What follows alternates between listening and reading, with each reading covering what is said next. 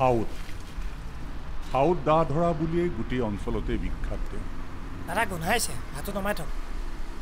Excuse মি, মোক কিবা কৈছে নেকি? হয়, আপোনাকে কৈছোঁ, অলপ ভালকৈ আহক, অশান্তি পাইছোঁ নহয়।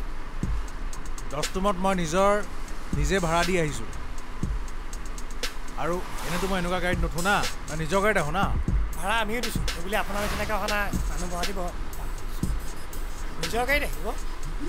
হ'ব, বহক। মোৰ গাড়ীটো বেয়া হ'ল কাৰণেহে, নহ'লে এনেকুৱা গাড়ীত মই এনেও নাহে।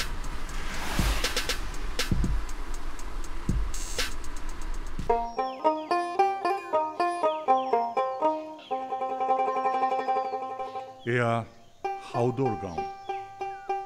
তেওঁৰ শৈশৱ যৌৱনৰ লীলাভূমি।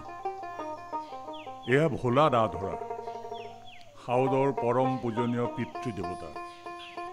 মন খোলা স্বভাৱৰ ভোলাৰ পথাৰ পাক পাছে জিলাপীৰ দৰে। গাঁৱত স্বভাৱ আৰু ব্যক্তিত্বৰ বাবে সকলোৱে তেওঁক সমীহ কৰে যদিও হাউদৰ পিতৃ বুলি কিন্তু এক বিশেষ পদৰ আছে।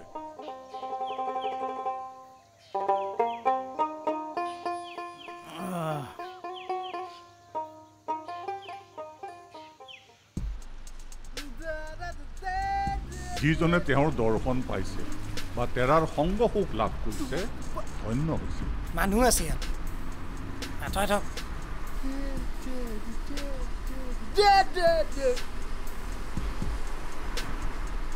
লাইটাৰ আছে নেকি? লাইটাৰ নাই। মেচ হ'ব নেকি? মেচ আমি এইবিলাক নাখাওঁ। এই হেণ্ডিমেন ভাইটি, মেচটো আছে, মেচটো দিয়াচোন। চেলেও পাকৰ লগতে আজি কিন্তু তেওঁৰ মনত আন কিছুমান পাক লাগিছে। দাদা এতিয়া বহুত খেলি মেলি কৰিছে, গাড়ীখন ৰখাই দিয়ক। এচিটো আছে, এচিটো লগাওক, গৰম উঠিছে।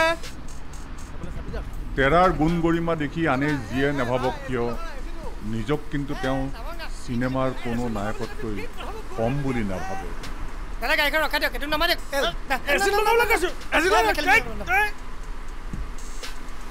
বৰপুত্ৰ ঘৰলৈ উভতি অহাৰ পৰত পিতৃয়ে সকলো পুৰণি যত আউল খুলি ছিঙি যেন পুৰি পেলাব খুজিছে।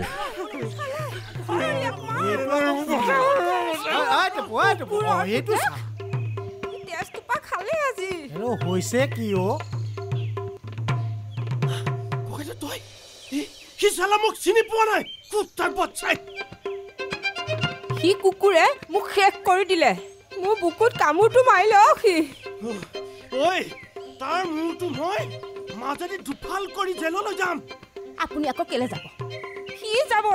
সি গাহৰি পোৱালি কুকুৰ, সি যাব লাগিব জেলত।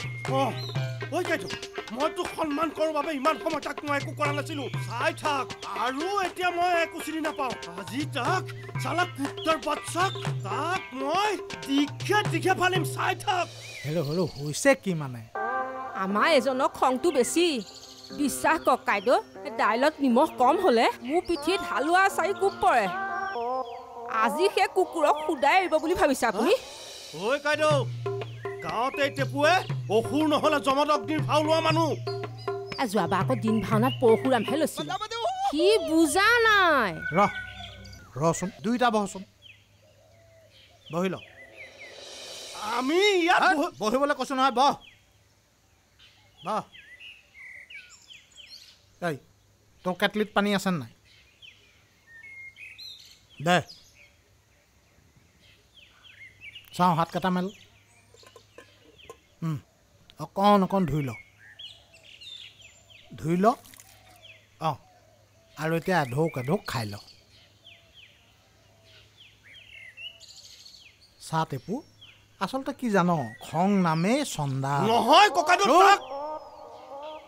তই কবি পথাৰত কাম কৰি আহিছ, ইমান দূৰ দৌৰি আহিছ, তাৰ পাছত যদি এনেকে চিঞৰি কথা ক, তোৰ দেখোন কলিজা খলকি পৰিব। মানে মই কুকুৰ আৰু সি মোৰ বাচ্চা।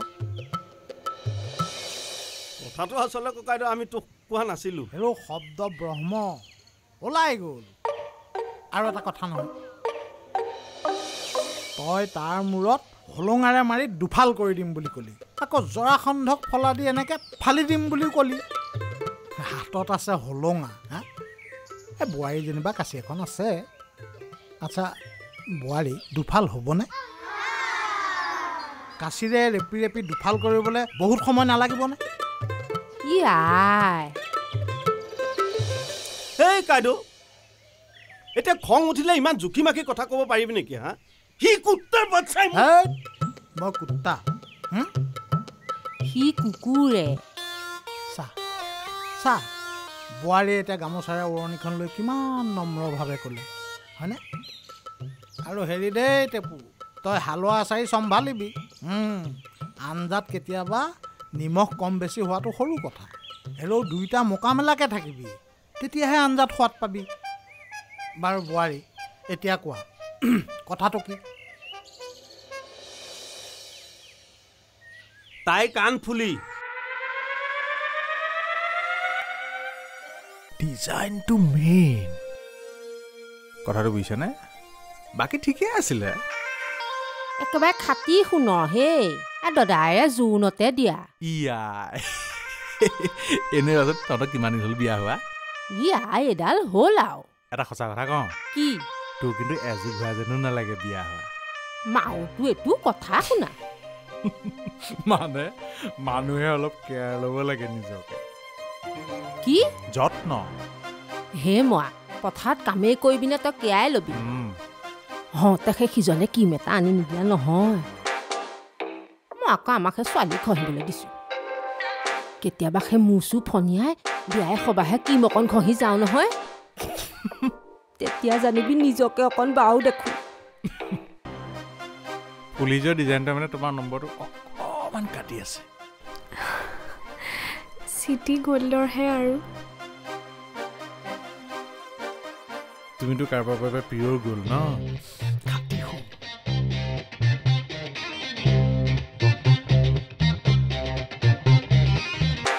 টেপুদাৰীৰ কাৰণেতো সোণৰ খনি হৈ থাকিব লাগিব এতিয়া চা সোণটো একেই থাকিব ডিজাইনটো খালি অকণমান বেলেগ হ'ব তাৰপিছত আৰু হেই এডাল হেৰ' আমাৰজনক ক'ব লাগিলে একে হালোৱা আচাৰি কোবন খাব লাগিব নাৰী সৌন্দৰ্যটো মেইন কিয় জানো মই বুজি নাপাওঁ মানে মোৰ মনলৈ আহি আছে তোমাক মানে অলপমান বেলেগ অলপ বেলেগ ডিজাইন এটাহে খুৱাব তাকে কৈ দিয়া মানুহ আছে জানো দে খোল খোল খোল খোল